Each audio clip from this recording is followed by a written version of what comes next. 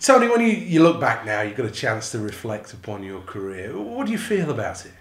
I've thoroughly enjoyed my career, Seth. To be honest with you, I've been fortunate enough. I didn't have too many serious injuries. I've had a few like everybody else, but I've enjoyed it. I've enjoyed working with the people I've worked with. I enjoyed the teammates I played with, and I loved the travelling. I enjoyed working with the national team. So there's a lot. I mean, there's a lot more highs than there was lows.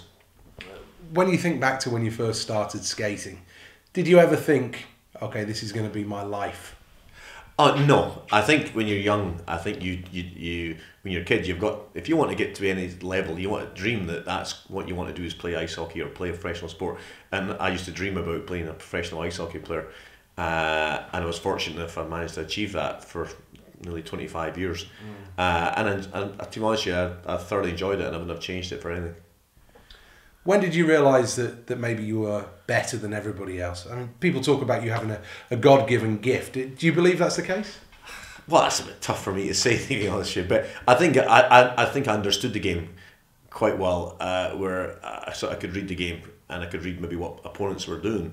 But I think I've also worked really hard at the fitness, and I've worked hard in improving my game. You had to, because when we were younger, there wasn't as many imports in the league, so there was a lot of more British, no disrespect to the British players, there wasn't the level it is just now. So you had to adapt with the times, and I was fortunate enough I was able to adapt with the leagues as it went on, and there was only a few probably British players who actually done that at that time, because the step up was so huge, and I was fortunate enough I could do that. Which was your best year? Which was the year where you felt that you played better than any other? You were at your very best.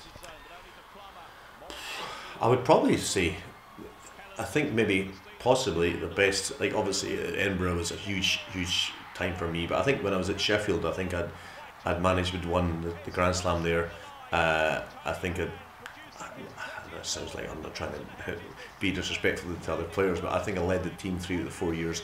And I think we won all the competitions, and I think that was when the league was starting to change, and I think at my best there I was probably 26, 27, so you're coming to your prime as a player, and I think I enjoyed the time in Sheffield. I mean, to be honest, I've been fortunate. I've enjoyed wherever I've played. I've had I'm not just saying that just because of the camera here, but I've enjoyed that. Enjoyed obviously Edinburgh was where I started, and I'm looking forward to obviously going back there on Sunday night.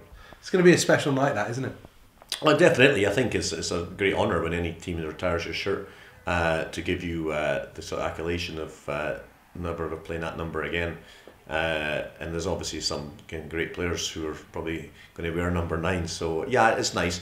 But it's my hometown, home city, and I'm really looking forward to it. How big a decision was it when you decided that you were going to leave Edinburgh?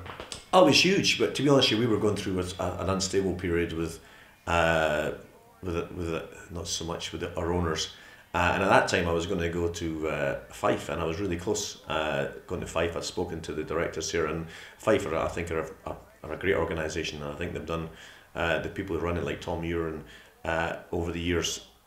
I thought I was going to go there, but then I got a phone call from Sheffield, and I think it was Alex Dampier. It was because Alex Dampier had coached me before, and I thought, well, am I going to go? And I'm sort of like a home bird, and it was me going to Sheffield from Edinburgh. Honestly, it was huge. It was huge. Not nowadays you say you just go on with it, and I ended up going to Sheffield for 4 years after that, and had 4 great years. In some respects, is that the making of you? The fact that you did break away from home and not stay in Murrayfield for the rest of your life? Yes, as much as again, Edinburgh or Murrayfield was a fantastic time. I think to be good at anything, I think you have to have different experiences, play with different players, come under different coaches, different organisations, and just travel a little bit and get the experience. And that was one of the things I loved about hockey, is the amount of people. How people you wouldn't have met normally. You'd maybe be a joiner and maybe work with the same workmates for life, but you get a lot of good people. I mean, you get some bad people, but most of them by and large are pretty good people. So yeah, I've had a good career at that. Of all your line mates, who was the best? Who was the easiest for you to play alongside?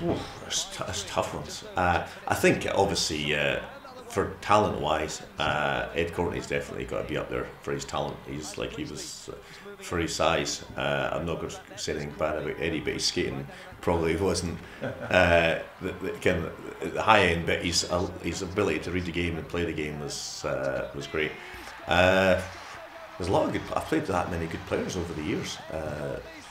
Was there one partnership that clicked straight away? I always think back to watching you play with Chris Palmer that year. Yeah, Chris Palmer was obviously he was a very good hockey player. It's like Ivan Matulik when Ivan was in Edinburgh, and they were good and they understood. And I think to be a making of a good line, everyone's got to have their own identity on the line. You can't have three guys who are going to crash and bang, or you got to have three guys who want to hold the puck, or three guys who are going to score. If you've got three, again, obviously, I've been fortunate enough. I've managed to play along with players who can put the puck in the net, and because I could find guys, it made my job a lot easier. The Great One. That was the moniker that you lived with. What do you think about that? To be honest, it's nice to hear, but like we've got to put a realist in no disrespect. Again, you've got Wayne Gretzky who's taken on the best players in the world, and we've got Britain who I think obviously has come up leaps and bounds over the years in level of play. But I think it's just a name. I don't think it's actually I take it serious or anyone takes it serious. I think it's just someone that mentioned it one day. But I think there's a lot of players probably deserve a lot more than me. But there is that link there, isn't it? It's not just the 9 that you wore on your jersey. The way you played, the similarities. It's probably because I've played a similar way than maybe Wayne Gretzky played. Because obviously at one time he was obviously the best player in the world. So I think everyone looked up to him because of the amount of points he got and the way he conducted himself on ice and off ice. And I've obviously tried to do that, is conduct myself good on ice as well as off ice, and be sort of again quite honourable and loyal. And I think that's probably it's just important as being a good player. It's being a good person. People always said about you, okay shot, decent shot. You had good skating ability, but it was that vision that took you above everybody else of the level at that point. Is that fair? I think I wasn't the best skater. I mean, obviously I could skate, but I never had the best shot. But what I done good was understood the game and understand how to find the players on ice and which players were the ones that you could set up, and the ones that maybe you looked off a little bit and gave it to the guy who was going to score. It's basically just understanding the game. And I think people sometimes over coach or overthink the game. The game's never changed, and it's just the speed of the game has maybe changed over the last 50 years. But the game principles are the same again. And I think sometimes people do overanalyze the game. But I think I was fortunate if I didn't find it that tough to figure the game out. It was just a case that I didn't have the skating ability or the size to take it to that other level.